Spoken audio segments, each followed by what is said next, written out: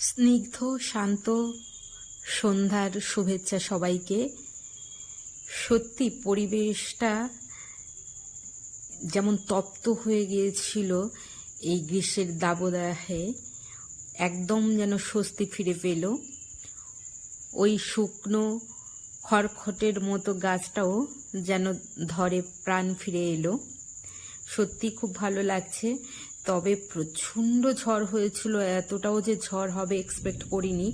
জানি না কোথায় কেমন ঝড় আর বৃষ্টি হয়েছে, এখানে তো ঘূর্ণিঝড়ের মতোই হয়েছে, প্রচণ্ড ঝড়। আর ওই ঝড়ের মধ্যে আমি বাইরেই ছিলাম, জীবনে এই প্রথম ঝড় দেখলাম এত কাছ থেকে। সব সময় তো ঝড় হলে বা মেঘ করলেই ঝড়ের শুরুতেই বাড়িতে চলে আসি, যেখানেই থাকি না কেন, বা নিরাপদ আশ্রয়ে চলে আসি। ঘর থেকে জানালা দরজা দিয়ে উঁকি মেরে ঝড়